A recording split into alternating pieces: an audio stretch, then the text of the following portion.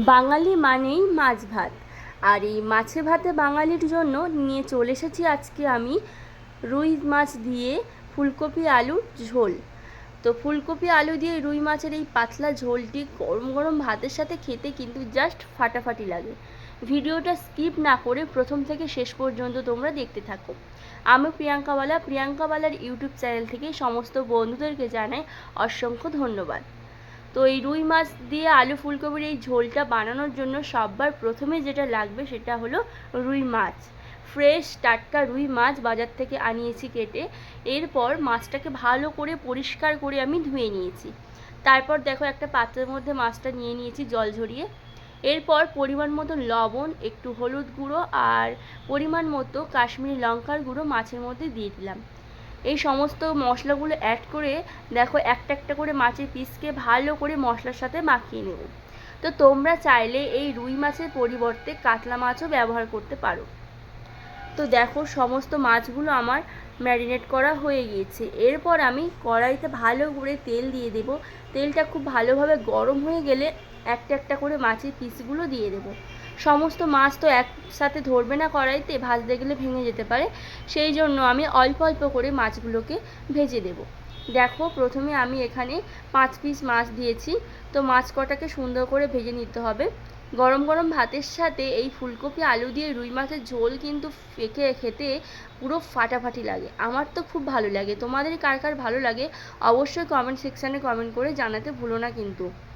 এখানে দেখো মাছগুলোকে মিডিয়ামভাবে আমি ভেজে নেব, উল্টে পাল্টে ভেজে নেব।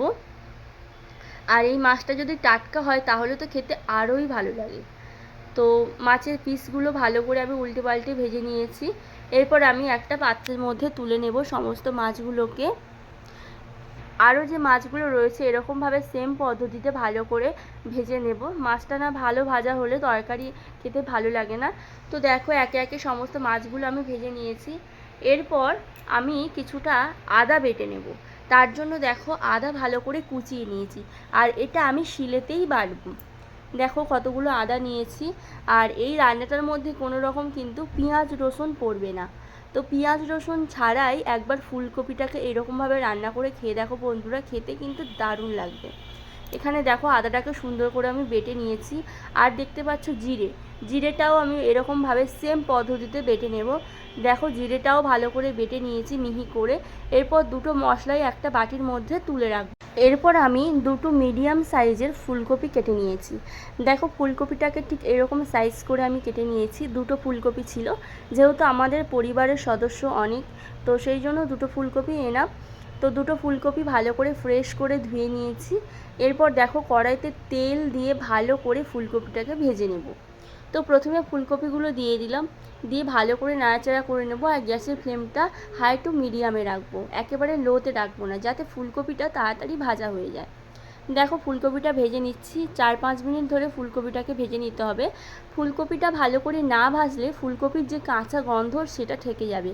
তো সেই জন্য ফুলকপিটাকে তোমরা ভালো করে ভেজে নেবে। অনেকে ফুলকপি ভাপিয়ে ফেলে দাও, তো এরকমভাবে ভেজে নিলে ফুলকপি ভাপিয়ে ফেলার কোনো দরকার নেই জলটা।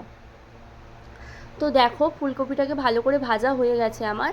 এখন একটা প্লেটের মধ্যে প্রথমে ফুলকপিটাকে ভালো করে তুলে নিচ্ছি। তো দেখো খুব সুন্দর করে ভেজে নিয়েছি আমি। তো প্লেটের মধ্যে সমস্ত ফুলকপিটাকে আমি তুলে নিলাম। এরপর কড়াইতে তেল দিয়ে একটুখানি পরিমাণ জিরে ফোড়ন দিয়ে দিলাম। জিরে ফোড়নটা একটু ফ্রাই হওয়ার পর দেখো আমি দিয়ে দেবো কেটে রাখা আলুগুলো ফুলকপির সাথে একসাথে দিলাম না, তার কারণ ফুলকপি আলু একসাথে দিলে ভাজাটা ঠিক ভালো হবে না। আলুটা একটু হালকা করে ভাজবো। দেখো আলুটা আমি দিয়ে ভালো করে হালকা করে নাড়াচাড়া করে নিচ্ছি। 2-3 মিনিট আলুটা ভাজবো। ভেজে ভালো করে আলুটাকে তুলে নেব। একেবারে পেঁয়াজ রসুন ছাড়াই এই রান্নাটা হবে। ফুলকপি আমরা তো সবসময় পেঁয়াজ আদা রসুন দিয়ে খেয়ে থাকি। তো শুধু একবার ফুলকপি আদা বাটা জিরে বাটা দিয়ে খেয়ে দেখো, খেতে কিন্তু দারুণ লাগবে। তো এরপর কড়াইতে আমি একটা বড় দেখে শুকনো লঙ্কা দিয়ে দিলাম। তারপর দেখো যে আদা আর জিরেটা আমি ভালো করে বেটে রেখেছিলাম শিলে, সেটাই দিয়ে দিলাম। খুব সুন্দর গন্ধ বেরোচ্ছিলো কড়াইতে এই মশলাটা দেওয়ার পর। তো কড়াইতে এটা দেওয়ার পর সামান্য পরিমাণ একটুখানি আমি জল অ্যাড করেছি, সেটা তোমাদেরকে দেখাতে পারলাম না। জল অ্যাডটা করলে কি হয়, মশলাটা কড়ার গায়ে লেগে যায় না বা পুড়ে যায় না। আদাটা তিতও হয়ে যাবে না। তো সামান্য একটু জল অ্যাড করে তারপর দেখো টমেটোগুলো দিয়ে দিয়েছি। এরপর পরিমাণ মতো দিলাম হলুদ গুঁড়ো, পরিমাণ মতো লঙ্কার গুঁড়ো দিলাম, দিয়ে ভালো করে মশলাটাকে সবার প্রথমে কষিয়ে নেব। যেহেতু আলু আর ফুলকপিটা ভাজা রয়েছে সেই জন্য প্রথমে মশলাটাকে ভালো করে রেডি করতে হবে। তো এখন মশলাটা পুরোপুরিভাবে রেডি, খুব সুন্দর সেন্টও বেরিয়েছে। তো তোমরা এরকমভাবে রান্না করবে, খেতে কিন্তু দারুণ লাগবে। এরপর আমি দিয়ে দেব এখানে পরিমাণ মতো যে আলু আর ফুলকপিটা রেখেছিলাম ভেজে, তো সেটাই দিয়ে দিলাম, দিয়ে আবারও ভালো করে নাড়াচাড়া করে নেব। তো বন্ধুরা, তোমরা এরকমভাবে কারা কারা ফুলকপি আলু দিয়ে রুই মাছের ঝোল খেতে পছন্দ করো অবশ্যই কিন্তু কমেন্ট সেকশানে এসে কমেন্টস করে জানাবে। আলু ফুলকপিটাকে দিয়ে ভালো করে একটুখানি কষিয়ে নেব। এরপর দেখো পরিমাণ মতো লবণ দিয়েছি। আলু ফুলকপি ভাজার সময় কিন্তু আমি লবণটা দিইনি, কারণ ফুলকপি ভাজার সময় লবণটা দিলে না একটুখানি জল ওঠে, ফুলকপিটা ভালোভাবে ভাজা যায় না। সেই জন্য ঠিক এই মাঝাবার সময়ে ফুলকপির মধ্যে আর আলুর মধ্যে লবণটা দিলে বেশ ভালোই হয়। ভালো করে কষানো হয়ে গিয়েছে। এরপর দেখো পরিমাণ মতো আমি জল দিয়ে দিলাম, একটুখানি তরকারিটা খুন্তি দিয়ে নাড়াচাড়া করে নিলাম।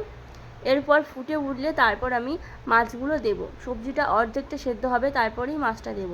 দেখো এখন আমি রুই মাছের পিসগুলো দিয়ে দিচ্ছি। তো দেখো বন্ধুরা, ভিডিওটা তোমাদের কেমন লাগছে অবশ্যই কিন্তু জানিও। আর আমার চ্যানেলে কোনো নতুন বন্ধু এসে থাকলে চ্যানেলটি ঝটপট সাবস্ক্রাইব করে নাও, যাতে ভিডিও ছাড়ার সাথে সাথে ভিডিওর নতুন নতুন নোটিফিকেশানগুলো তোমরা পেয়ে যেতে পারো। এখানে দেখো বেশ কয়েকটা কাঁচা লঙ্কা দিলাম। তোমরা তো জানোই আমার রান্নার সবসময় শেষের দিকে আমি কাঁচা লঙ্কাটা বেশিরভাগটা দিই, যাতে ফ্লেভারটা বেশ ভালো থাকে কাঁচা লঙ্কার, আর খুব সুন্দর ঝালটাও হয়। এরপর তরকারিটা তো আমার প্রায় হয়ে এসেছে, নামানোর পথে চলে এসছে। তো আমার হাজব্যান্ড কিন্তু গরম গরম ভাতের সাথে এরকম ফুলকপি আলু দিয়ে মাছের ঝোল খুব পছন্দ করে। আজকে সেই জন্য ওর পছন্দ অনুযায়ী এই রান্নাটা হচ্ছে, আর আমার তো ফুলকপি খুবই পছন্দ। তো বন্ধুরা, ভিডিওটা প্রথম থেকে শেষ পর্যন্ত যে তোমরা দেখলে এটা মানে অনেক ভালো লাগছে। পরবর্তী সময়ে আরও নতুন নতুন ভিডিওর আপডেট তোমরা পাবে। তো তরকারিটা হয়ে এসছে। এরপর আমি দিয়ে দিলাম গরম মশলার গুঁড়ো। তো গোটা গরম মশলা গুঁড়ো করা ছিল সেটাই আমি দিলাম, তোমরা চাইলে এটা বেটেও দিতে পারো। গরম মশলার গুঁড়োটা দিয়ে আবারও হালকা করে নাড়াচাড়া করে নিলাম। এখন প্লেটে সার্ভ করব ফুলকপি আলু দিয়ে রুই মাছের পাতলা ঝোল। এই রেসিপিটা খুবই স্বাস্থ্যকর, একেবারে কম মশলায় সুস্বাদু রেসিপি যারে বলে। একদম তো কম মশলা দিয়ে আমি রান্নাটা করেছি, তোমরা তো দেখতেই পেলে। খুবই স্বাস্থ্যকর রেসিপি, এটা বাচ্চারাও খেতে পারবে।